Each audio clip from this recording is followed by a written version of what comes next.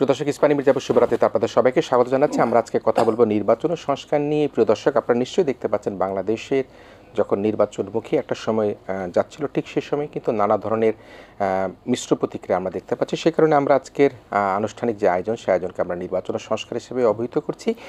আজকের এই আমাদের ইস্পানি মির্জাপুর শুভরাত্রিতে অতিথি হিসেবে রয়েছেন ঢাকা জেলা বিএনপির সম্মানিত সভাপতি জনাব খন্দকার আবু আশফাক রয়েছেন আমাদের সাথে অতিথি হিসাবে।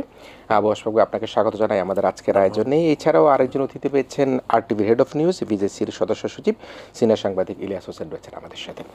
আমরা মূলত পুরো অনুষ্ঠানটা জুড়েই দেশের সার্বিক পরিস্থিতি নিয়ে কথা বলবো, নির্বাচন নিয়ে কথা বলবো, সংস্কার নিয়ে কথা বলবো। কিন্তু খন্দকার আবু আশফাক, আমার স্পষ্টত মনে আছে, মানে যদিও আজকের এই আয়োজনটি কোনোভাবে জেল জীবন নিয়ে নয়, তবুও এই 5ই আগস্টের পরবর্তী সময়ে এই প্রথমবারের মতো আপনি আমার অনুষ্ঠানে এসেছেন, এর আগেও এসেছিলেন। তা আমরা কি একটু শুনতে পারবো যে আসলে এই নির্বাচন ও সংস্কারের প্রশ্ন যখন আসছে, এই ফ্যাসিজমের 15-16 বছরের এই অধ্যায়, আপনি জেল সম্পর্কে বা আপনার নিপীড়ন নির্যাতন সম্পর্কে, আমি টেলিভিশনে দেখেছি আপনাকে ধরে নিয়ে যাচ্ছে, হাতে বাধা, সব কিছু মিলিয়ে, আপনার সেই বিশ্লেষণটা একটু করবেন কিনা আমাদেরকে?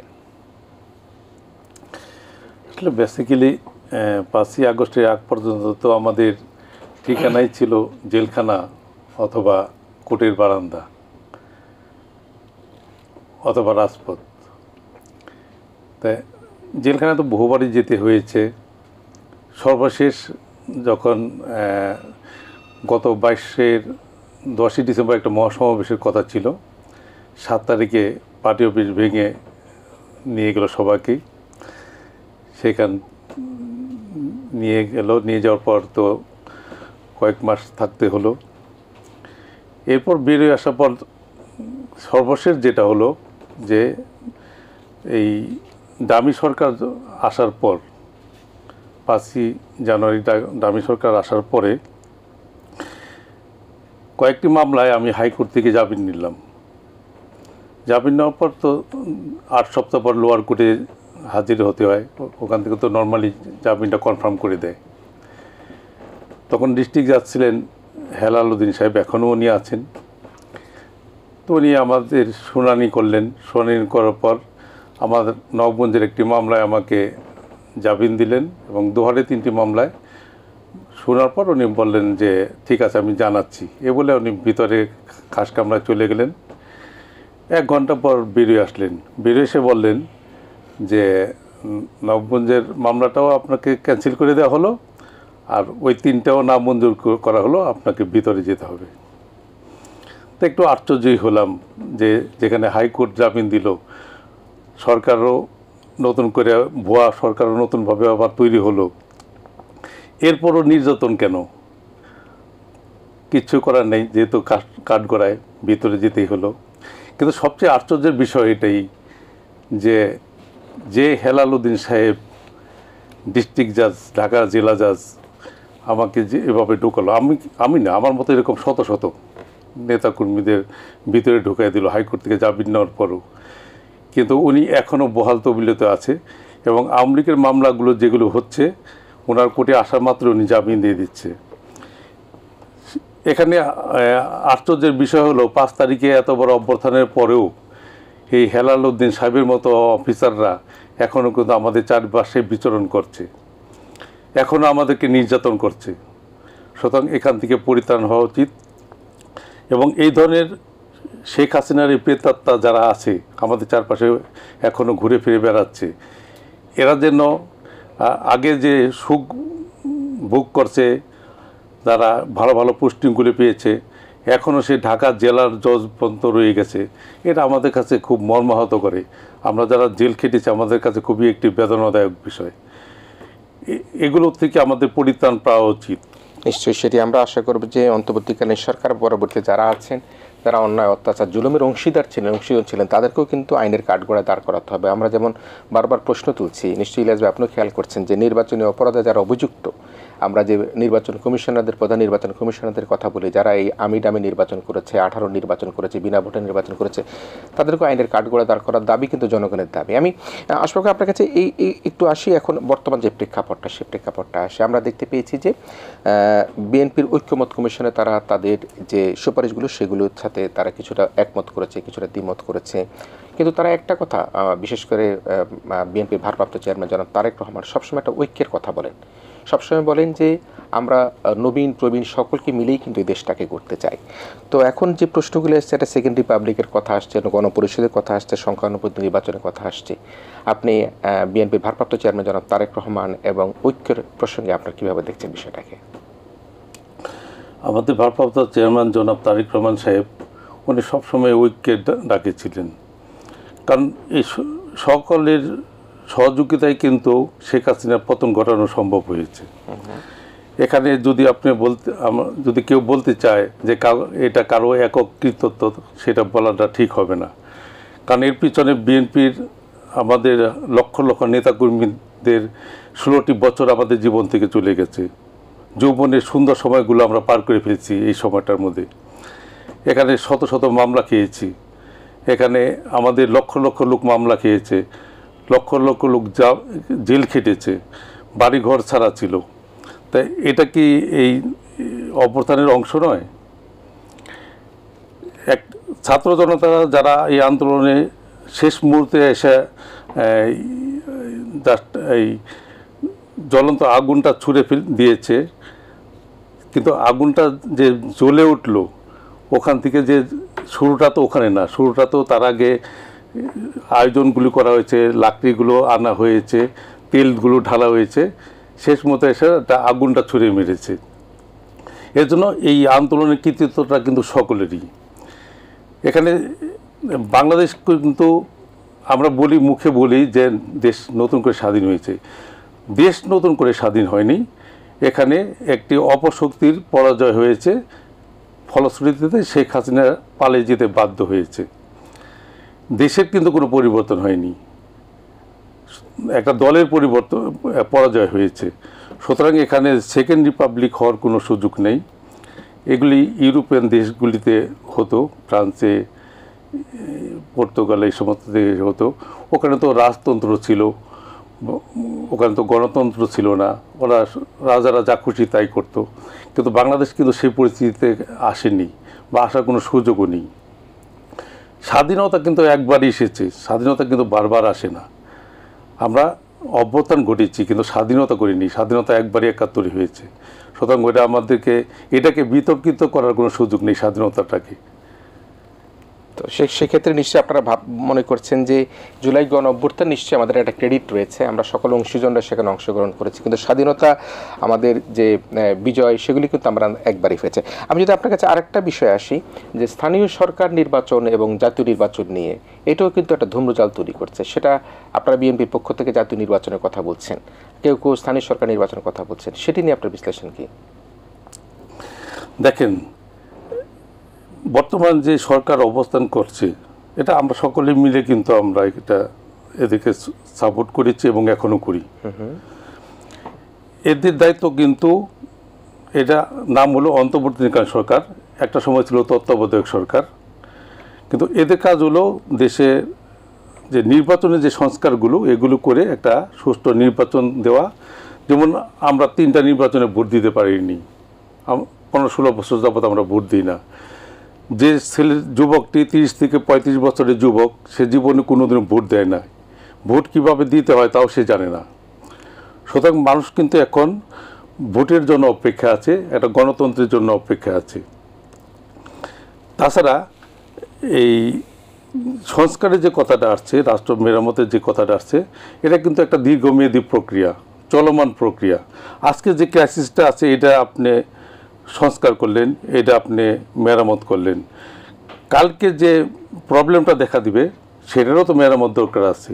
সুতরাং আজকে এটা শেষ করলে কিন্তু শেষ হয়ে গেল না, এটা পৃথিবী যতদিন আছে ততদিন এই মেরামত চলতেই থাকবে, প্রবলেম আসতেই থাকবে, প্রবলেম যেতেই থাকবে। সুতরাং এই স্থানীয় সরকার নির্বাচনটা প্রয়োজন আপনার ইসের জন্য, এই স্থানীয় প্রতিনিধি নির্বাচনের জন্য, স্থানীয় প্রতিনিধি নির্বাচনের জন্য। কারণ স্থানীয় প্রতিনিধি কিন্তু কোনো সমস্যা এখনো হচ্ছে না, কারণ যেখানে ইউনো উপজেলা চেয়ারম্যানের দায়িত্ব পালন করছে, চেয়ারম্যানের দায়িত্বগুলো মেম্বাররা, প্যানেল চেয়ারম্যানের দায়িত্ব পালন করছে অথবা অফিসাররা দায়িত্ব পালন করছে, পৌরসভা দায়িত্ব পালন করতেছে প্রশাসক অথবা ইউনো। কাজ কিন্তু চলে যাচ্ছে স্মুথলি, কোথাও কোনো বাধাগ্রস্ত হচ্ছে না। সুতরাং এখন কিন্তু এই স্থানীয় সরকার নির্বাচনটা এসেনশিয়াল না। আর স্থানীয় সরকার নির্বাচনটা যখনই আপনি দিবেন, এই সুযোগে কিন্তু শেখ হাসিনার সেই প্রেতাত্মাগুলো তারা আবার মাঠে ঢুকে পড়বে, তারা কোনো না কোনোভাবে নির্বাচনে অংশগ্রহণ করতে চাবে। আবার দেশ কিন্তু আবার একটা মারমুখী এবং একটা আশঙ্কাজনক অবস্থার মধ্যে পড়ে যাবে। এর জন্যই এই সরকারের উচিত যে তারা জাতীয় নির্বাচনী সংস্কারটা করে, নির্বাচন যে সংস্কার, ভোটার লিস্ট তৈরি করা, প্রশাসনের মধ্যে যে শেখ হাসিনার প্রেতাত্মাগুলো ভালো ভালো জায়গায় বসে আছে সেখান থেকে সরিয়ে সহনীয় পর্যায়ে নিয়ে আসা, তারপর একটা সুষ্ঠু ভোট দেওয়া। ভোট দেওয়ার পরে নতুন যে সরকার আসবে সেই সরকার এসে এই রাষ্ট্র মেরামতে সবগুলো কাজ করবে।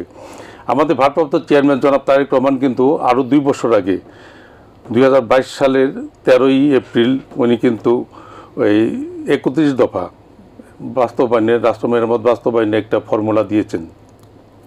সেই 31 দফাটা কিন্তু ওনার একার ছিল না, এরা সব দলকে মিলেই কিন্তু উনি এটা তৈরি করেছিলেন। সেই 31 দফা যদি রাষ্ট্র মেরামতটা করতে যায় কয়েক বছর সময় লেগে যাবে, কিন্তু এই সরকার হাতে তো এত সময় নেই, এটা তো অন্তর্বর্তীকালীন একটি সরকার। এদের কাজ হলো এরা নির্বাচনী সংস্কারটা করে নির্বাচন দিবে, নির্বাচন জনগণ যাকে ভোট দিবে তারা আসবে, তারা এসে সরকার গঠন করবে এবং বাকি সংস্কার কাজগুলো নির্বাচিত সরকার করবে। এটি জাতির প্রত্যাশা এবং বর্তমান প্রজন্ম এবং যারা জনগণ আছি আমরা এটাই চাই। জি, নিশ্চয়ই মিস্টার আশফাক, আমরা আসবো আপনার কাছে। মিস্টার ইলিয়াস, শুনছিলেন যে ঢাকা জেলা বিএনপির সভাপতি জনাব আবু আশফাক তার বক্তব্য, বিচার, বিশ্লেষণ সব কিছু বলে যেটি বলেন সেটি হচ্ছে সংস্কার তো একটা দীর্ঘ প্রক্রিয়া এবং 31 দফা যে রাষ্ট্র মেরামতের সংস্কার বিএনপির ভারপ্রাপ্ত চেয়ারম্যান জনাব তারেক রহমান দিয়েছিলেন সেটি কিন্তু অনেক অংশীজনের সাথে কিন্তু মতামত নিয়ে সেখানে করেছিলেন। এখন যে প্রশ্নটি হচ্ছে নির্বাচন নিয়ে, যে বলা হচ্ছে বড় সংস্কার, ছোট সংস্কার, প্যাকেজ সংস্কার, তো এই জায়গাটাকে আপনি কিভাবে দেখেন যে আসলে আমাদের যেটি বললেন যে এখন অনেক 32 থেকে 35 বছর বয়সী কেউ ভোট কি সেটাই বলতে পারে নাই, ভোট দিতে পারে নাই, আপনি কি মনে করেন এই সংস্কারের অজুহাতে নির্বাচনকে কোনোভাবে বিলম্বিত করা সঠিক হবে কিনা? না, সেটা তো সঠিক হবে না, এটা কে না বলছে। আপনি মজার ব্যাপার হচ্ছে যে যারা এনসিপি করেছে আর কি, যে বৈষম্য বিরোধী ছাত্র আন্দোলনের যে নেতৃবৃন্দ, তারা যে নতুন দলটি গঠন করেছে তাদের নেতারাও এখন বলা শুরু করেছে। যেমন আজকেই সন্ধ্যাবেলার দিকে একটি প্রোগ্রামে এনসিপির যে সম্ভবত দক্ষিণাঞ্চলীয় যে নেতা, মুখ্য সংগঠক আপনার হাসনাত আবদুল্লাহ কিন্তু বলেছেন যে সংস্কারের কথা বলছেন তো সেটা একটা টাইম ফ্রেম দেন আর কি, যে কত দিনের মধ্যে সংস্কার, কত দিনের মধ্যে নির্বাচন, তারাও জানতে চাচ্ছে। তা আমি সংস্কারটা একটু অন্যভাবে বলতে চাই যে সংস্কার কিসের? আপনি তো চাচ্ছেন যে এমন একটা সিস্টেমের মধ্যে আসবেন যেখান থেকে যারাই ক্ষমতায় থাকবে তারা যাতে স্বৈরশাসক না হয়ে যায়, তারা যাতে সবাইকে নিয়ে রাষ্ট্র পরিচালনা করে, বা সিস্টেমের মধ্যে যাতে গলদ না থাকে, যে গলদের মধ্য দিয়ে অরাজনৈতিক লোক বা পেশি শক্তি বা অর্থের প্রয়োগ করে তারা রাজনীতিটাকে কলুষিত না করে। এরকমই তো একটা পাকাপোক্ত বন্দোবস্ত করতে চাচ্ছেন। কিন্তু যারা চাচ্ছেন বা যারা সংস্কারের দাবি তুলেছেন তারা এখন নতুন দল গঠন করে যা করছে তখন কিন্তু একটু স্ববিরোধিতা দেখা যাচ্ছে। আজকে আপনার আরেকজন মুখ্য সংগঠক সার্জিস আলম, তিনি গেছেন তার নিজের এলাকায় আপনার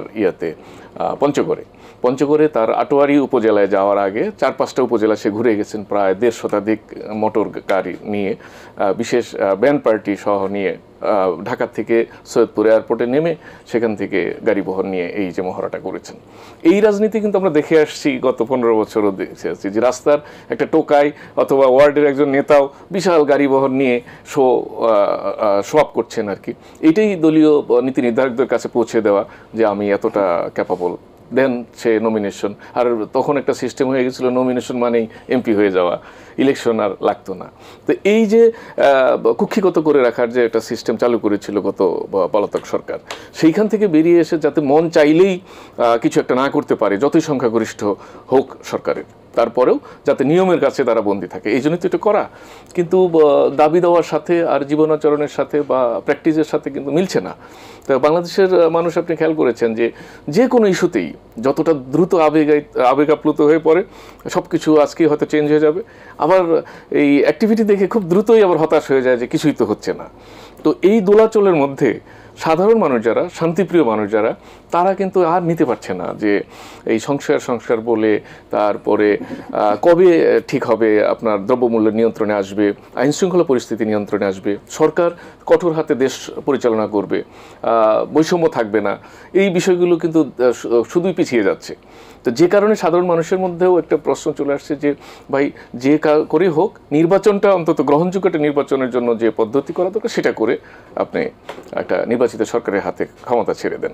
তাদের ভোটের মাধ্যমে যেহেতু তারা ক্ষমতায় আসবে, তাদের জবাব দিতে থাকবে প্রতি মুহূর্তের, সেইটা যাতে নিশ্চিত হয় সেই জাতীয় সংস্কার করুন আপনি। নির্বাচনী পদ্ধতির মধ্যে যদি কোনো গলদ থাকে, যে গলদের কারণে নির্বাচন সংশ্লিষ্ট যারা, তারা কাউকে ইচ্ছে করলেই যাতে জিতিয়ে না দিতে পারে, সেই বাধ্যবাধকতা যাতে থাকে, সেই জিনিসগুলোর দিকে মনোযোগ দেওয়া দরকার। আপনি লক্ষ্য করবেন যে এখন গণমাধ্যম সংস্কার থেকে শুরু করে বিভিন্ন সেক্টরে সংস্কারের কথা বলা হয়েছে। এই গত 7-8 মাসে যা আসছে রিপোর্ট, ইতিমধ্যে সেগুলো প্রকাশিত হচ্ছে। এ নিয়েও কিন্তু তুমুল বিতর্ক শুরু হয়েছে, খেয়াল করছেন আপনি আর কি। যেমন গণমাধ্যমে বলা হচ্ছে যে এক মালিকের একাধিক প্রতিষ্ঠান থাকবে না। তো এইটার পক্ষে কিন্তু এবং বিপক্ষে যথেষ্ট যুক্তি আছে। তো সেক্ষেত্রে আপনার আন্তর্জাতিক আইন কানুন যদি দেখেন বা সংস্কার দেখেন, এটা কোনো বাধা নাই আর কি সেখানে, যে একটা লোক একাধিক গণমাধ্যম করতে পারবে না। তো এখন প্রশ্ন হচ্ছে যে বাংলাদেশেই সমস্যা হচ্ছে যে একাধিক গণমাধ্যম থাকলে সে মিসইউজ করছে বা গণমাধ্যমের সঠিক প্রয়োগ হচ্ছে না। কেন হচ্ছে না? আপনি যাকে গণমাধ্যমে লাইসেন্স দিয়েছেন সেই লোকটি ঠিক নেই, তো সে তার হয়তো ব্যবসা পাতি বা অন্য কিছু রক্ষণাবেক্ষণের জন্য। আপনি সাংবাদিকতা করেন আপনার একদম জীবনভর। আমি একটা বিষয় আপনার সাথে শেয়ার করতে, সেটি হচ্ছে যে আমাদের দেশের চ্যালেঞ্জটা হচ্ছে গিয়ে যিনি মিডিয়া হাউসের মানুষ, তিনি এমপি, তিনি আবার শিল্পপতি, তিনি আবার প্রভাবশালী। সো আসলে ইনফ্যাক্ট যেটি আপনি গণমাধ্যমের কথা তুললেন, ইনফ্যাক্ট যাদের হাতে গণমাধ্যম থাকবার কথা তাদের হাতে কিন্তু গণমাধ্যম আছে। হ্যাঁ, আপনার ওই জায়গায় সংস্কার দরকার কিন্তু, যে যে কাজটা করতে পারবে। ধরুন আমি চামড়ার ব্যবসা বুঝি না, আমাকে যদি আপনি একটা ট্যানারির অনুমোদন দেন তাহলে তো সেখানে সমস্যা হবেই। কিন্তু আমি গণমাধ্যম বুঝি, তাহলে আমাকে গণমাধ্যমের মধ্যে থাকা, আপনি তো পাচ্ছেন সেটা আমি পাচ্ছি না। আপনি জানেন যে আমাদের প্রখ্যাত সাংবাদিক ABM মুসা, উনি মারা গেছেন, কিন্তু উনি একটি টেলিভিশনের জন্য আবেদন করেছিলেন, কতদিন সরকারের দাঁড়ে ঘুরেছেন, ইভেন হ্যাঁ শেখ হাসিনা শাসনের সময় ইভেন তার নামটাও পর্যন্ত ছিনতাই হয়ে অন্য একজন নিয়ে নেয় সেই টেলিভিশন, যে আপনার অন্য ব্যবসায়ী গোষ্ঠীদের সাথে মিলিয়েছিলেন, কর্পোরেট হাউস, কিন্তু সেইখানে কিন্তু সে পায়নি। তো এইখানে সংস্কার হওয়া দরকার ছিল, যে যে যে কাজের জন্য উপযুক্ত তাকে সেই কাজ যেন করতে দেওয়া হয়, কিন্তু তা কিন্তু হচ্ছে না। সংস্কারের নামে সময় ক্ষেপণ হচ্ছে, আনুষ্ঠানিকতা হচ্ছে বেশি বেশি, এবং যে যার কাছে সে করে যাচ্ছে। আপনি রাজনীতিতে যদি আপনি গুণগত পরিবর্তন আনতে হয়, তাহলে যে সব বন্ধ করতে হবে। রাজনীতিতে যদি গুণগত পরিবর্তন আনতে হয়, আপনাকে এই যে কালো টাকার যে আস্ফালন রাজনীতিতে, সেইটা লিমিটে আনতে হবে। আপনার রাজনীতি এখন শুনলেই কিন্তু একটা ভয়ের তো ব্যাপার হয়ে যায় সাধারণ মানুষের কাছে, যে একটু হ্যাডম বলে আর কি, যে এরকম না থাকলে ওদের নেতাগিরি করা যাবে না। কিন্তু আপনি যদি দেখেন আমাদের স্বাধীনতার আগ থেকে যদি দেখেন যে কারা দেশটাকে এই রাজনীতির এই পর্যায়ে নিয়ে আসছে, তারা কেউ হয়তো আইনজীবী ছিলেন, কেউ শিক্ষক ছিলেন, কেউ মধ্যবিত্ত পরিবার থেকে এসেছিলেন, মূল্যবোধ, ধর্মীয় অনুভূতি, এসবগুলো সমন্বয়ে তারা রাজনীতি করতেন। এখন যদি আপনি এরকম করেন যে রাজনীতি মানেই হচ্ছে আমার পোষা কিছু লোকজন থাকবে, টাকার ছড়াছড়ি থাকতে হবে, এবং আমাকে যে কোনোভাবেই হোক সংসদে যেতে হবে। আপনি যদি গত 3টা সংসদ দেখেন, কারা এমপি হয়েছিল, এরা আইন প্রণেতা। অনেকে তো এই আইন পড়ারই যোগ্যতা ছিল না, হয়তো বা সে ফটকা ব্যবসায়ী করে অনেক টাকা পয়সা উপার্জন করেছে, ফলে আইন হয়ে গেছে। সংস্কারটা ওই জায়গায় দরকার ছিল। কিন্তু এখন যেটা মনে হচ্ছে ব্যবস্থাটা এরকম যে অংশীজন যারা আছে বা পলিটিক্যাল পার্টিগুলো আছে, প্রত্যেকেই তার কিভাবে সুবিধা হবে সেইভাবে সংস্কার করতে চাচ্ছে, প্রত্যেক সুবিধা নিয়ে সংস্কার। এখন দেখেন এই যে এনসিপি যারা বলছে যে ভোটারের বয়স কমানো, 16-র দিকে আনতে বলছে, প্রার্থীর বয়স কমানো, তো এটা কি মিন করছে? যে তাদের যারা সমর্থক তারা বেশিরভাগই তাহলে ইয়াং। এই কারণে এখন নানান কথা আপনার ধরেন বাজারে চলে আসছে, যে আসলে তো অভিজ্ঞতা, বয়স, এটাও একটা ব্যাপার। আজকে আশফাক ভাই এখানে কথা বলতেছেন রাজনীতি নিয়ে, তার যে অভিজ্ঞতা, তার যে পথে চলা, এটাতে একদিনে হয় নাই।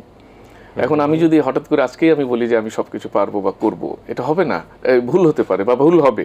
এখন থেকে হয়তো 10 বছর পরে গিয়ে সে আবার আফসোস করবে যে তখন অপরিপক্ক সিদ্ধান্ত ছিল। তো ফলে এই যে মুরব্বীরা যে নানান ধরনের প্রবাদ বলে গেছেন, এটা এমনি এমনি না, নানান অভিজ্ঞতার সঞ্চিত বিষয় এগুলো। তো আমার মনে হয় যে সবার আগে তো দেশ, এবং দেশের মানুষ যাতে ভালো থাকে। সেই কারণে যে অত্যাবশ্যকীয় যে সংস্কার সেদিকে মনোযোগ দেওয়া দরকার। ব্যক্তিগত লাভ ক্ষতি বা জেদাজেদি এটা শেষ পর্যন্ত কোনো ভালো ফল বয়ে আনে না। বাংলাদেশে অনেকবার ভালো ভালো অর্জন হয়েছে, ধরে রাখা যায় নাই এই ব্যক্তিগত জেদাজেদি বা ইগোর কারণে। জি প্রিয় দর্শক, আমরা কথা বলছিলাম জনাব ইলিয়াস হোসেনের কাছে, প্রিয় সাংবাদিক, RTV হেড অফ নিউজ, তার কাছ থেকে, এবং তিনিও কিন্তু একই কথা বললেন, এই যে আমাদের দলাদলি বা ঐক্যমত্যের যে একটা টানাপোড়েন সেগুলি থেকে আমাদের বেরিয়ে আসতে হবে। এবং জনাব আশফাক তার প্রথম যে জিনিসটা শুরু করেছিলেন তার জেল জীবন দিয়ে এবং দুঃখ কষ্ট এবং গত 15 বছরের ফ্যাসিজম শাসন আমলে যে কষ্ট তিনি ভুগেছেন এবং তিনি এই যে আদালতের বারান্দাবাদ থেকে সেই কথা থেকে উত্তরণ করতে হলে কিন্তু আমাদের সেখানেও কিন্তু সকলকে তো ঐক্যমত হতে হবে। আমরা একটা ছোট বিরতি নিতে চাই। বিরতির পর আবার প্রিয় দর্শক ইসমানী মির্জাপুর শুভরাত্রিতে আমরা আবারও ফিরে আসবো। আমাদের প্রিয় অতিথি বিএনপি নেতা, ঢাকা জেলা বিএনপির সম্মানিত সভাপতি জনাব আবু আশফাক থাকবেন আমাদের সাথে থাকবেন সাংবাদিক ইলিয়াস হোসেন। ছোটটা বিরতি নিচ্ছি প্রিয় দর্শক। প্রিয় দর্শক, ইসমানী মির্জাপুর শুভরাত্রিতে আবারও ফিরে এসেছি। আমরা কথা বলছি ঢাকা জেলা বিএনপির সভাপতি জনাব আবু আশফাকের সাথে এবং একই সাথে রয়েছেন সিনিয়র সাংবাদিক জনাব ইলিয়াস হোসেন। আমরা জনাব আবু আশফাক আপনার কাছে একটু আসতে চাই। আসলে আওয়ামী লীগের রাজনীতি নিয়ে কিন্তু জনগণই সিদ্ধান্ত নিচ্ছে এবং আমরা দেখতে পাচ্ছি পতিত আওয়ামী সরকারের সাবেক প্রধানমন্ত্রী শেখ হাসিনা সহ আওয়ামী পরিবারের কেউই কিন্তু এখন দেশে নেই। শুধুমাত্র আমরা দেখতে পাচ্ছি যারা পরের দিকের সারির কিছু নেতারা আছেন এবং বাকি যারা ছিলেন তাদের মধ্যে সবাই কিন্তু গ্রেফতার আছেন। এই অবস্থার প্রেক্ষাপটে কোত্থেকে একটা প্রসঙ্গ উঠে গেল রিফাইন্ড আওয়ামী লীগ, শুদ্ধ আওয়ামী লীগের কথা বা ছোট্ট আওয়ামী লীগের কথা, স্লিম আওয়ামী লীগের কথা উঠছে। এখন যে আওয়ামী লীগের কথা উঠানো চলা হচ্ছে, রিফাইন্ড আওয়ামী লীগ দিয়ে দেশের মধ্যে একটা বিরোধী দল করা যায় কি না, এটা কারা তুললেন কি তুললেন সেটা আমি জানি না, কিন্তু জনাব সাবের হোসেন চৌধুরী বা সাবেক স্পিকার শিরিন শারমিন চৌধুরী, সাবেক শেখ ফজলুল তাপসকে সামনে রেখে করার কথা প্রশ্ন উঠেছে। তো নিশ্চয়ই আপনি জানেন, আপনি যেহেতু রাজনীতির সাথে পুরোপুরি যুক্ত, ভেটারান বিএনপি লিডার, সাবের হোসেন চৌধুরী কিন্তু নিজেই বলেছেন তিনি আর রাজনীতি করবেন না। শিরিন শারমিন চৌধুরীর পক্ষে একটা দলকে সামাল দেওয়া সম্ভব না। তাপস সাহেব যিনি রয়েছেন তার মধ্যে দুর্নীতি এবং তার সবচাইতে বড় যে চ্যালেঞ্জটা ছিল সেটি হচ্ছে যে তিনি মুজিব পরিবারের সদস্য হবার পরে যত রকম সুবিধা নিয়েছেন বাংলাদেশের ইতিহাসে এরকম সুবিধা খুব কমে আছে। তাহলে সে অবস্থার প্রেক্ষাপটে আওয়ামী লীগের রাজনীতি ভবিষ্যৎ নিয়ে আপনি কীভাবে দেখেন? আসলে এই যেটি বলা হচ্ছে রিফাইন্ড আওয়ামী লীগ কি করা সম্ভব? আপনি ধন্যবাদ। আপনি যেটা বলে গেলেন যে সাবেক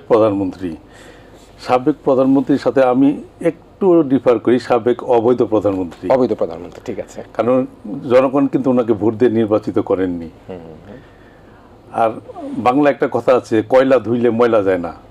কারণ আওয়ামী লীগ এখন পচে গন্ধ বেরিয়ে গেছে। এরা এত অপকর্ম করেছে, এত দুর্নীতি করেছে যে এদেরকে রিফাইন করার আর কোনো সুযোগ নেই। কারণ রিফাইন বলতে কি? রিফাইন বলতে যে আপনি একটা জিনিস, আমাদের কাপড়টা ময়লা হয়ে গেল, আমরা ড্রাই ওয়াশে দিলাম, অ্যাজ লাইক ইট দিস। কিন্তু আমলিগটা তো নষ্ট, ময়লা হয় নাই, এটা পচে গেছে। এটা এখন দাফন করা ছাড়া কোনো সুযোগ আর অন্য কোনো উপায় নেই। কারণ এখানে আপনি যাকে দিয়ে, যার কথায় আসছে যে এই সাবের হোসেন চৌধুরী, শিরিন শারমিন, তাপস, এরা প্রত্যেকে কিন্তু দুর্নীতিগ্রস্ত, প্রত্যেকের নামে কিন্তু দুর্নীতি মামলা আছে। এরা আসলে যে জনগণ এদেরকে ঢুকতে দিবে, মেনে নিবে, এটা চিন্তা করার কোনো কারণ নেই। কারণ শেখ হাসিনার অপকর্মের সাথে এরা সকলেই সহযোগী। আর তাপস তো ছিল মেয়র, মানে কি, সে তো ছিল নগর পিতা বলে যাকে, মানে গডফাদার। তার যা খুশি তাই করতো, কারণ সে শেখ পরিবারের লোক। মানে শেখ পরিবারের লোক মানেই তো ফেরেস্তা, তার কোনো পাপ নাই, তার কোনো অন্যায় নেই। এভাবেই তো চলছে গত 16-17 বছর।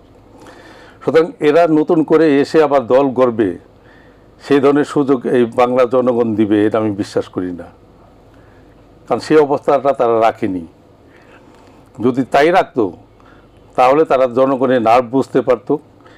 একটা জনগণ যখন ক্ষেপে উঠেছে তখন অন্তত একটা পদত্যাগ করে একটা নির্বাচনের ব্যবস্থা যদি করত, তাহলে কিন্তু শেখ হাসিনাকে পালিয়ে যেতে হতো না। বাংলাদেশের ইতিহাসে এক প্রথম অবৈধ যে শেখ হাসিনা রাষ্ট্রপ্রধান, বা বৈধ অবৈধ যিনি বলেন, বৈধ তো বলার কোনো সুযোগ নেই, অবৈধ রাষ্ট্রপ্রধান পালিয়ে গেছে দেশ ছেড়ে। অন্য কোনো এরশাদের মতো স্বৈরাচারীও কিন্তু দেশ ছেড়ে পালায় নেই, জেল খেটেছে, আবার বেরিয়েছে, আবার রাজনীতি করেছে, নির্বাচন করেছে। কিন্তু শেখ হাসিনার এমন করুণ অবস্থা হয়ে গেছে যে আধা ঘন্টা 1 ঘন্টা সময় বেঁধে দেওয়ার পর তাকে বেরিয়ে যেতে হচ্ছে।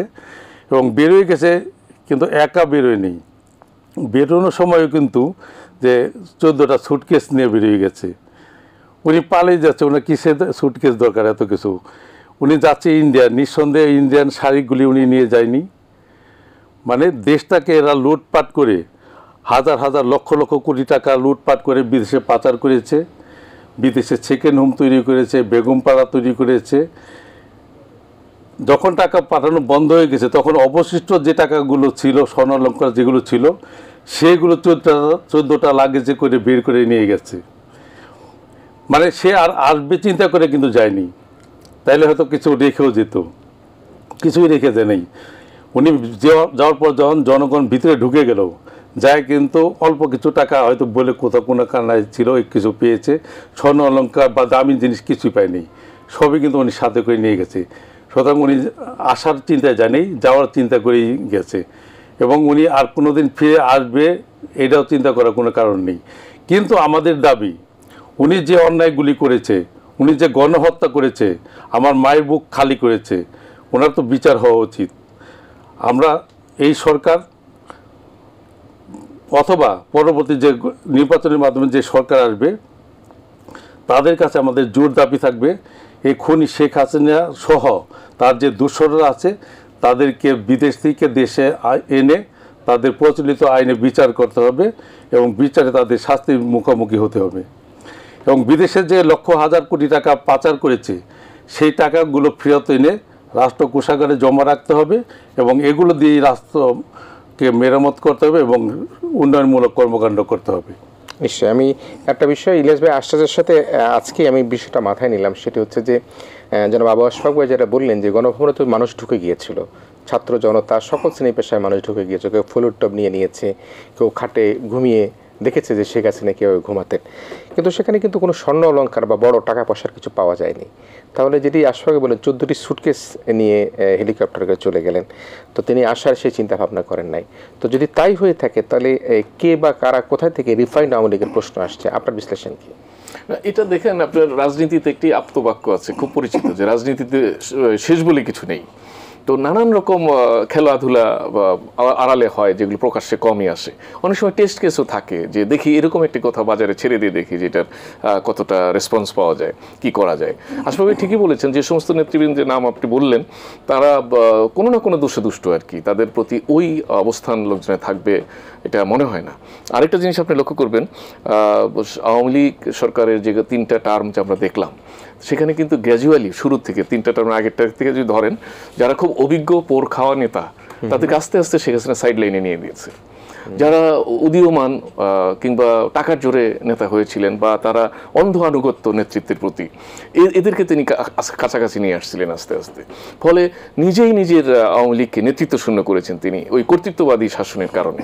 তো ফলে আগে আমরা যেমন শেখ হাসিনার আশেপাশে কারা, এটা চিন্তা করলেই দেখেন যে ডাকসাইটে একাধিক নেতা, তোফায়েল আহমেদ, আমির হোসেন আমর, সুরঞ্জিত সেনগুপ্ত, এরকম অনেক নাম আপনার মনে পড়বে, যারা এক একজন দক্ষ পার্লামেন্টেরিয়ান বা টেবিল টকে অন্য রাজনৈতিক দলের সাথে খুব দুন্দুমার বক্তা এক একজন করতে পারতেন। কিন্তু তাদেরকে কিন্তু সে ধীরে ধীরে অনেকটা স্লো পয়জনিং এর মতো সাইড থেকে শেষ করে দিয়েছেন। শেষ করে দিয়ে আপনি যদি গত মন্ত্রিসভাটা চিন্তা করেন, ওনারা পালানোর আগ মুহূর্তে যারা আছেন, দেখেন তারা কারা, কেউ খুকি, কেউ কচি, নানান রকম নিয়ে একটা মন্ত্রিসভা যে আসর করেছিলেন, তারা কিন্তু রাজনীতিবিদ হিসেবে ওইরকম ক্যারিসম্যাটিক কেউ না। হতে পারে যে শেখ হাসিনা চেয়েছিলেন যে তার দলে তার চেয়ে ভালো বোঝে বা ভালো পারফর্ম করবে এরকম কাউকে সে রাখবেন না, হয়তো যতদিন পারেন টেনে নিয়ে যাবেন, পরে ছেলে বা মেয়েকে অভিষিক্ত করবেন।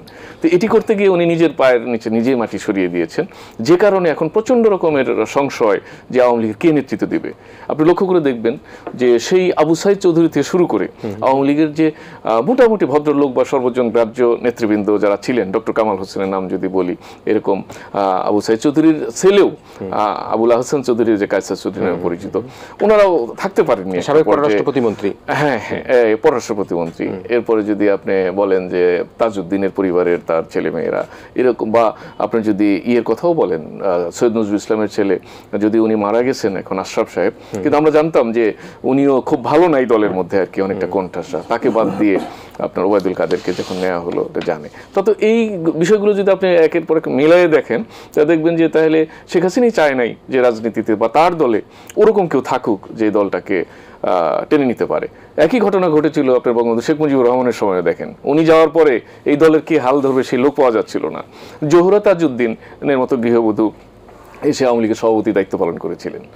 তো এই একই ঘটনা এখনো ঘটছে, তো তার চেয়ে আরো মর্মান্তিকভাবে ঘটেছে। তখন তো তারা অনেকে দেশে থাকতে পেরেছেন, তাদের নামে ওইরকম দুর্নীতি, গণহত্যা এইসবের মামলা ছিল না। তো এখন তো ভয়াবহ রূপ। আর আপনি যে বলছেন যে পরিশুদ্ধ আওয়ামী লীগ, তাহলে তার জন্য তো শুদ্ধ লোক লাগবে নেতৃত্বে। সেই শুদ্ধ লোক কে আছে? কাউকে তো আপনার বদনামের ভাগের বাইরে রাখতে পারেন নাই। একেবারে ব্যাপারটাই দাঁড়িয়েছিল যে খুব বাজেভাবে বিরোধী দলকে আক্রমণ করতে পারবে বা শারীরিকভাবেও আঘাত করতে পারবে, সেই তার কাছে প্রিয়পাত্র। তো ফলে গত 15 বছরে যে নেতা তৈরি হয়েছে আওয়ামী লীগের জন্য, তারা বেশিরভাগই হচ্ছে বিত্তশালী, অমানবিক এবং কি আপনার আগ্রাসী চরিত্রের লোক। তা এখন যে পরিস্থিতিতে পড়েছে আওয়ামী লীগ, সেখান থেকে উত্তরণের জন্য লাগবে সর্বজন গ্রাহ্য লোক, ভালো মানুষ হিসেবে পরিচিত বা ক্যারিশম্যাটিক লিডার। কিন্তু সেই রকম কাউকে দেখা যাচ্ছে না। এবং এটা ঠিক, যদি তারা কখনো অনুশোচনা পড়ে ক্ষমা চেয়ে দীর্ঘ মেয়াদী কোনো পরিকল্পনা নিয়ে এখন যিনি কলেজে পড়ছেন বা বড় কোনো নেতার উত্তরাধিকার বা যে ফ্যামিলির প্রতি আওয়ামী লীগের প্রতি একটু আছে, যেমন এখন বঙ্গবন্ধু পরিবারের প্রতিও কিন্তু ওই শ্রদ্ধা ভক্তি নাই। তো যারা একেবারে অন্ধভাবে সমর্থন করে তারা হয়তো তার কথা বলবেন। আপনি খেয়াল করবেন যে সেরকম লোক কিন্তু আছে এখনো। আওয়ামী লীগ যে বাংলাদেশ থেকে সব পালিয়ে গেছে তা কিন্তু না। আপনার এমনও দেখবেন যে আপনার চেনা জানা মানুষও যারা শিল্প, সাহিত্য, সাংবাদিকতা, ব্যবসা নানান সাথে জড়িত আছে, তাদের সামাজিক যোগাযোগ মাধ্যমে স্ট্যাটাস, তাদের প্রত্যাশা বা তারা গ্রুপ মিলে যে আপনার অপপ্রচারের জন্যও যে গ্রুপ খুলেছে, সেখানে পারলে এই আপা চলে আসতেছে কালকে, অমুক দিন একটা কর্মসূচি দিয়ে বসতেছে, যদিও মাঠে তারা নাই। তো এগুলো কিন্তু পরিকল্পিতভাবে করা হচ্ছে, অনলাইনে করা হচ্ছে, আপনার ভার্চুয়াল মিডিয়াতে, দুনিয়াতে হচ্ছে। তো ফলে আওয়ামী লীগ নেই এই কথা বলা যাবে না, তারা আছে কিন্তু রাইট ট্র্যাকে নাই।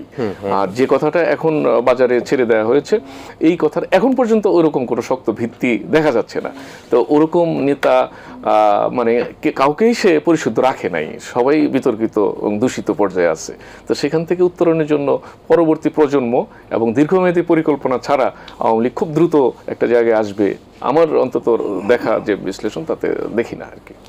প্রিয় দর্শক, আমরা নির্বাচনের সংস্কার নিয়ে কথা বলতে গিয়ে আওয়ামী লীগের রাজনীতির ভবিষ্যৎ নিয়ে কথা বলছিলাম। আমি সেই মর্মে যারা বাবু আশফাকও কিন্তু একটা কথা বললেন যে আমরা ড্রাই ওয়াশ করার জন্য যে আমাদের কিন্তু যদি পচে গলে গন্ধ হয়ে যায়, সেটি আপনি কিভাবে পরিষ্কার করবেন সেই প্রশ্ন তিনি তুললেন। একই সাথে যারা ইলিয়াস হোসেন বললেন যে ভবিষ্যতে কোনো এক সময় যদি কোনো কারণে এই ভবিষ্যৎ বংশধরদের দ্বারা কখনো আওয়ামী লীগ গঠিত হয়, তাহলে হয়তো বা তারা এই রাজনীতিতে পুনর্বাসিত হওয়ার একটা সুযোগ থাকতে পারে, তবে অদূর ভবিষ্যতে সেই বিষয়ে একেবারেই সম্ভাবনা নাই বলে তিনি উল্লেখ করলেন। আমরা আবারও ইসমানী মির্জা বশিবরাতে একটা বিরতি নিচ্ছি। বিরতির পরও আমাদের আজকের অতিথি যারা বাবু আশফাক, বিএনপি নেতা এবং সাংবাদিক ইলিয়াস হোসেন, তাদের দুজনকে নিয়ে ফিরে আসবো। প্রিয় দর্শক, ছোটটা বিরতির পরে আবার আপনাদের কাছে উপস্থিত হচ্ছি।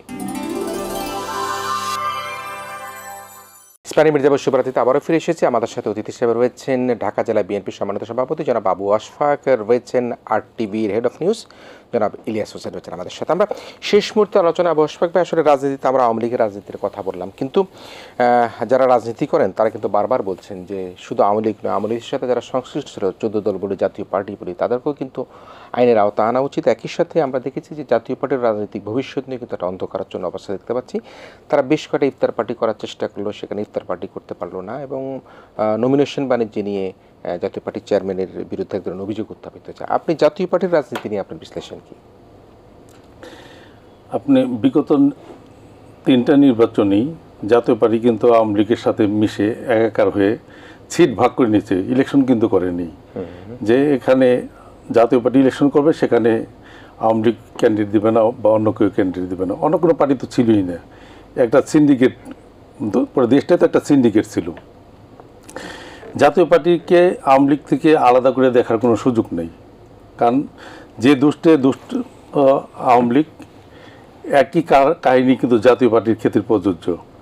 কারণ জাতীয় পার্টি, আওয়ামী লীগ যে অন্যায়গুলো করেছে তার সহায়ক ছিল জাতীয় পার্টি। জাতীয় পার্টি যদি অবৈধ সরকারের সাথে যুগ সাজসে নির্বাচনে না যেত, তাহলে কিন্তু শেখ হাসিনা এইভাবে এককভাবে নির্বাচন পার করতে পারতো না। কিন্তু জাতীয় পার্টি এখানে সহায়ক হয়েছে কিছু টাকার লোভে, কিছু সিটের লোভে। সুতরাং যে তারা যে অন্যায়গুলো করেছে, শেখ হাসিনার অন্যায়ের অংশ হিসাবে তারা পরিগণিত হয়েছে। তার ফলশ্রুতিতে কিন্তু জাতীয় পার্টি এখন একদম ভ্যানিশ হয়ে যাওয়ার মতো অবস্থা, তাদের শেষ অবস্থায় কোমায় চলে গেছে। কারণ তাদেরকে জনগণ এখন হাসিনার চোখে দেখছে, হাসিনাকে যেভাবে দেখছে জাতীয় পার্টিকে একইভাবে দেখছে। কারণ জাতীয় পার্টি কোথাও ইফতার পার্টি করতে গেলে সেখানে কিন্তু আমাদের বিএনপির লোকজন সে বাধাগ্রস্ত করছে না, শ্রমিকরা, রিক্সা চালকরা এরা যে বাধাগ্রস্ত হচ্ছে যে তুমি তো শেখ হাসিনার দালাল, তুমি কেন এখন দেশে আবার খবরদারি করবে, আবার কেন রাজনীতি করবে। শেখ হাসিনাকে যেমন বাধাগ্রস্ত করতেছে রাজনীতিতে জনগণ, এবং জাতীয় পার্টিকে কিন্তু একইভাবে বাধাগ্রস্ত করছে। সুতরাং জাতীয় পার্টিকে শেখ হাসিনা থেকে আলাদা করে দেখার কোনো সুযোগ নেই। জি নিশ্চয়ই, আমি বুঝলাম। আমি সময় থাকলে আপনার কাছে একটি বিডিআর এবং শাপলা চত্বর হত্যাকাণ্ডে নিয়ে আসবার চেষ্টা করব। সেটি বাংলাদেশের ইতিহাসের একটা সবচেয়ে বড় কালো দাগ, 57 সেনা অফিসারকে হত্যা করা হয়েছিল। আজকে আমরা অনেক সংস্কারের কথা বলি, কিন্তু আমরা যদি আজকে সেই হত্যাকাণ্ডগুলি তাকাই তাহলে আমাদের দেখতে হবে এর পিছনে অন্য কোনো অপশক্তি আমাদের ছিল কিনা বিডিআর বা শাপলা চত্বর হত্যাকাণ্ড। আমি ইলিয়াস হোসেন, আপনি নিশ্চয়ই ফলো করছেন এবং জাতীয় পার্টির কর্মকাণ্ড আপনারা দেখছেন, তো সেই অবস্থা আসলে এই রাজনীতি দলগুলোর ভবিষ্যৎ কি? আমরা যদি মোটা দাগে শুধু জাতীয় পার্টি না, অন্য অন্য যে 14 দলে যারা শরীর ছিল তাদের ভবিষ্যৎ কাউকে কিন্তু দেখা যাচ্ছে না। আপনি আসলে এদেরকে নিয়ে আলাপ করে সময় নষ্ট করা খুব একটা দরকার নাই আর কি। যে আপনি যদি 14 দলের কথা বলেন, এখন দেখবেন যে ওই যে জুটি আছে আর কি, হাসানুল হক ইনু এবং রাশেদ খান মেনন, এই জুটির বাইরে আর কারো কথা খুব একটা মনে করতে পারবেন না। হয়তো এখন যা বাজে ঘুমায় পড়ছে দিলীপ বড়ুয়া, এরকম আর 2-1 জনের নাম পাবেন। আর 14 দল বলতে আসলে এরকম কিছু নাই, এটা আওয়ামী লীগেরই একটা বি টিম ছিল আর কি। তো ওনাদের নিয়ে আমরা আলাপ করে গুরুত্ব বাড়ানোর চেয়ে আমার ধারণা তাদের যে অ্যাক্টিভিটি, লোকজন এমনি তাদেরকে ভুলে যাবে আর কি। আর আশরাফ ভাই বলছিলেন আওয়ামী লীগের সহযোগিতা করছে যে জাতীয় পার্টি, তা আমি এটার সাথে একটু যোগ করতেছি যে এটা সহযোগিতার এটা আসলে প্রতিদান দিয়েছে। যখন জাতীয় পার্টির সরকার ছিল হোসেন মোহাম্মদ এরশাদের নেতৃত্বাধীন, তখন আওয়ামী লীগ কিন্তু তাকে সহযোগিতা দিয়েছে। আপনার নিশ্চয়ই মনে আছে যে 86 নির্বাচনে যখন যারা যোগ দেবে তারা জাতীয় বেঈমান, এটা চট্টগ্রামে লালদিঘি ময়দানে শেখ হাসিনা ঘোষণা করেছিলেন। পরবর্তীতে সে নিজেই সরকার নির্বাচনে যোগ দিয়েছিলেন। তারা ওই স্বৈরাচারকে তখন বলা হতো যে 86তেই হয়তো পতন হয়ে যেতে পারতো এরশাদের, যদি শেখ হাসিনা এই ঐক্যের সাথে বেইমানি করে জাতীয় পার্টিকে সহযোগিতা না করতো আর কি, আরশাদের সরকারকে। তার মানে তারা ভাইস ভার্সা আর কি, তখনও জাতীয় পার্টির সরকারকে আওয়ামী লীগ সহযোগিতা করেছে, আওয়ামী লীগের সরকারকে আবার জাতীয় পার্টি সহযোগিতা করেছে। তবে হোসেন মোহাম্মদ এরশাদের যে ব্যক্তিত্ব বা এরশাদের যে প্রভাব ছিল সেটা তো আর জিএম কাদেরের নেই। ফলে এই পার্টিটা আস্তে আস্তে হারিয়ে যাবে, লোকজনের মধ্যে থাকবে না, এটি স্বাভাবিক। এখন ইফতারের চেষ্টা করতেছে, তবু একটা রক্ষা ছিল যে রোজার দিন হিসাবে মানুষ হয়তো একটু সিম্প্যাথি দেখাবে, রোজা থাকা অবস্থায় উত্তেজনা কম হবে। আমার ধারণা যে ইয়ের পরে রোজার শেষে যদি কোনো কর্মসূচি করতে যায় আরও হয়তো বা বেশি সমস্যায় পড়বে। আর জাতীয় পার্টি আজকে নতুন না, অনেক আগের থেকে জানেন যে একাধিক গ্রুপে বিভক্ত। এরশাদ সাহেবের একটা ছায়ায় থেকে হয়তো গ্রুপগুলোর সাউন্ড হতো কম, কিন্তু জিএম কাদেরের মধ্যে সেই কন্ট্রোল নাই, একাধিক সময়ে এক একটা গ্রুপ বেরিয়ে আসে। আর এই ফ্যাসিস্ট পতনের পর তাদের যে অবস্থা, তাতে জাতীয় পার্টি নিয়ে কোনো আশা ভরসা বা সময় নষ্ট কোনোটারই দরকার নেই। যে পার্টিগুলোর কথা বলেছেন তারা বিভিন্ন সময়ে কিছু ওই যে বাম ধাঁচের লোকজন কিন্তু অনেক মূল্যবান কথা বলে থাকে অনেক সময়, সেগুলো রাজনীতিতে অনেকটা বুদবুদের তৈরি করে। কিন্তু এরা কখনো দলটা খুব বড় করতে পারবে বা লোকজন তাদের কাছে আসবে, তারা ভোটের রাজনীতিতে ভালো করবে, এটা দীর্ঘদিনেও যেরকম হয়নি, সামনে আসলে হবে না। আপনি একটা কথা বলছেন আমার খুব কানে লাগলো, সেটা দিলীপ বড়ুয়া হয়তো এখন ঘুমিয়ে গেছে, সুতরাং ওনাকে নিয়ে আলোচনা করে আর কি হবে, আমরা সেই আলোচনা বাদ রাখলাম। আমরা ফিরে আসি একটুখানি আশফাক ভাইয়ের কাছে। আমরা বিডিআর হত্যাকাণ্ড নিয়ে আপনার কি বিশ্লেষণ আছে? সেই সময় তো আপনারা রাজনীতিতে মাঠের মধ্যে আপনারা লড়াই সংগ্রামে ছিলেন, জেলও খেটেছেন, এবং শাপলা চত্বর, এই দুইটা জায়গাটাকে আপনি মোটা দাগে কীভাবে দেখেন? দেখেন, এখানে আমরা যে অনেকে চাচ্ছে যে আওয়ামী লীগ আবার পুনর্বাসিত হোক, এটা কিন্তু দেশের বিরুদ্ধে ষড়যন্ত্র এবং জাতির বিরুদ্ধে একটা ষড়যন্ত্রের অংশ। কারণ আওয়ামী লীগের পুনর্বাসন করার কারণে কিন্তু আমাদের শহীদ রাষ্ট্রপতি, স্বাধীনতার ঘোষক শহীদ রাষ্ট্রপতি জিয়া রহমানকে জীবন দিতে হয়েছে, জাতীয় পার্টি কোমায় চলে গেছে, জামাতের বড় বড় নেতাদের ফাঁসির কাস্টে ঝুলতে হয়েছে, 111 তৈরি করে যে আওয়ামী লীগ 111 আওয়ামী লীগকে ক্ষমতায় বসিয়েছে। পরিণতিতে এই সেনাবাহিনীর, আমাদের চৌকস সেনাবাহিনীর 57 জন অফিসার যাদেরকে খুন করা হয়েছে, আমি খুন বলবো, এটাকে খুন করা হয়েছে। এতে করে কি এই 57টা পরিবার ধ্বংস হয়ে গেছে এবং জাতি এই 57 জন মেধাকে হারিয়েছে। কারণ এরা কিন্তু এই অফিসারগুলো কিন্তু একদিনে তৈরি হয়নি, এদের পিছনে তাদের পরিবারের সময় গেছে, তাদের নিজেদের সময় গেছে, এবং দেশেরও কিন্তু বিপুল অবদান তাদের পিছনে ছিল। দেশ কিন্তু আর্মিতে একটা শক্তিহীন অবস্থায় পড়ে গেছে। এই আর্মিরা যদি 111 যদি শেখ হাসিনাকে পুনর্বাসিত না করতো, তাহলে কিন্তু শেখ হাসিনার কাছে এই অবদানটা পেত না। তার মানে শেখ হাসিনা এমন একটি মানুষ যে তার জন্য করে, সে তার উল্টাটাই করে, যেমন করে আর্মি 57 জন অফিসারকে খুন করা হয়েছে।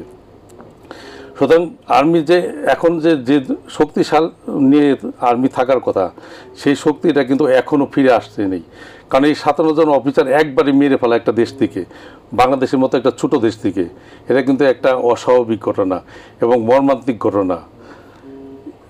এখান থেকে বেরিয়ে আসাটা কিন্তু খুব কঠিন ব্যাপার। মানে আপনি একটা কথা বলছিলেন, জিয়াউর রহমান আওয়ামী লীগকে পুনর্বাসন করলো, তিনি আসার পরে তিনি খুন হলেন, হত্যার শিকার হলেন।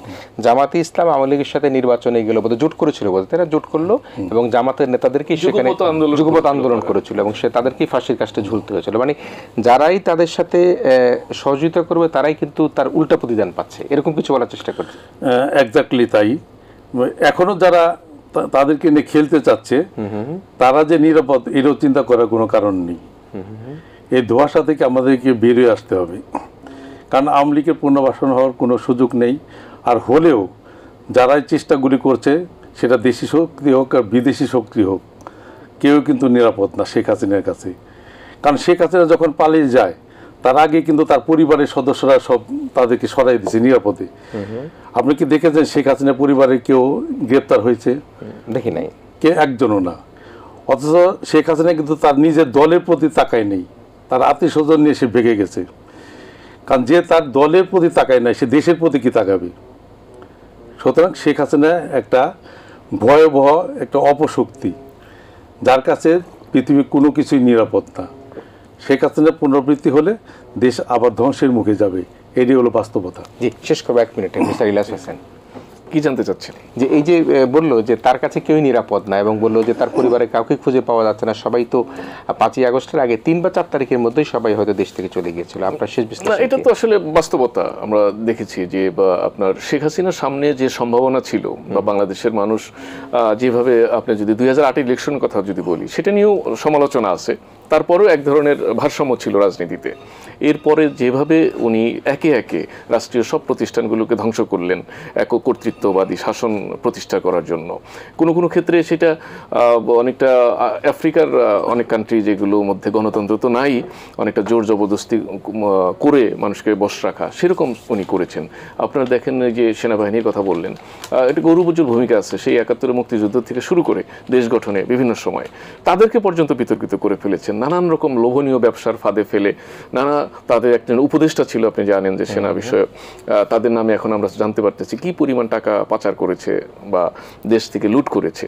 তো একটা সময় মানুষের ইয়া ছিল যে এরকম ভরসার জায়গা যে শেষ পর্যন্ত কিছু না হলেও সেনাবাহিনী পাশে এসে দাঁড়াবে, আর কোথাও কোনো জায়গা না পেলে অন্তত আদালতে গিয়ে বিচারটা চাইতে পারবে। তো এরকম বড় বড় যে বিশ্বাসযোগ্য প্রতিষ্ঠানগুলো সবগুলোকে পরিকল্পিতভাবে ধ্বংস করেছেন তিনি, এবং এতটাই করেছেন যে শেষ পর্যন্ত যে তার দলের কেউ সুবিধা পাবে এইসব জায়গাতে, সে জায়গাও তিনি রাখেননি।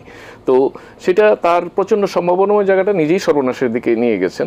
এখন নিশ্চয়ই ওই প্রতিষ্ঠানগুলো যেগুলো বাধ্য হয়েছিল তার পরিবারের গুণগান গাইতে বা তার নেতৃত্বে চলতে, আমার মনে হয় যে তারা সেখান থেকে বেরিয়ে আসার চেষ্টা করছে আর কি।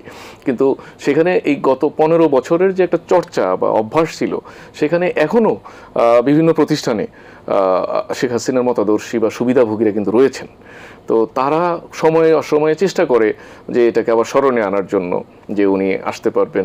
আপনি দেখবেন সামাজিক যোগাযোগ মাধ্যমে প্রায়ই বলা হচ্ছে এই একটা কর্মসূচি দিয়ে ফেলেছে, এই বোধে চলে আসলো বা এই আশা করছে, কিন্তু তারা অনেকটা আসক্ত আর কি, একদম হাসিনা আসক্তির মধ্যে আছে বলে এরকম ভাবতেছে। বাস্তবতা তা না, মানুষ আর সেটা চায় না, মানুষ আর পেছন ফিরে তাকাতে চাচ্ছে না। ভবিষ্যতে যারা আসবে তাদের কমিটমেন্ট যেন দেশের মানুষের প্রতি থাকে, দলের চেয়ে মানুষের প্রতি যাতে জবাবদিহিতা বেশি থাকে, সেটা প্রত্যাশা করতেছে। এই নতুন রাজনীতিতে বা নতুন ধরনের শক্তিতে শেখ হাসিনার যে ফেনোমেনা সেটা আসলে ওই মেথড আর কাজ করবে না। একটা সময় তো ছিল যে চাণক্য নীতিতে উনি দেশ চালাচ্ছেন, তো ওইসব নীতি এখন বোধহয় আর চলবে না। এখন সামনের দিকে তাকানোর সময়, এবং যে তার দল বা তার গোষ্ঠীর বাইরে গিয়ে জনগণের জন্য সেবা করতে পারবে বা দেখাতে পারবে তার দিকেই মানুষ থাকবে, এটাই আমার ধারণা এবং প্রত্যাশা। জি, ধন্যবাদ জনাব ইলিয়াস হোসেন, ধন্যবাদ জনাব আবু আশফাক। প্রিয় দর্শক, আমরা সবশেষে যেটা বুঝলাম সেটি হচ্ছে বাংলাদেশের যে গণতান্ত্রিক অগ্রযাত্রা, সেই অগ্রযাত্রাকে আমরা যদি এগিয়ে নিয়ে যেতে চাই তাহলে আমরা স্বৈরশাসক বলি আর আমাদের ফ্যাসিজম বলি, সেদিকে কিন্তু আমাদেরকে আর পিছন ফিরে তাকানো যাবে না। আমাদেরকে বাংলাদেশকে এগিয়ে নিতে হবে, এবং সে কারণের জন্য যারা ভবিষ্যৎ রাজনীতিতে দেশের রাষ্ট্র ক্ষমতা বা সরকারের দায়িত্ব পাবেন তাদেরকে অবশ্যই একটা পরিশুদ্ধ রাজনীতির মাধ্যমে জনগণের কাছাকাছি থেকে জনগণের খেদমত করে তাদেরকে এগিয়ে যেতে হবে। এই প্রত্যাশা রেখে আমাদের আজকের ইস্পানী মির্জাপুর শুভরাত্রি এখানে শেষ করছি। প্রিয় দর্শক, আপনারা ভালো থাকবেন, সবাই মিলে ভীষণ ভালো থাকবেন।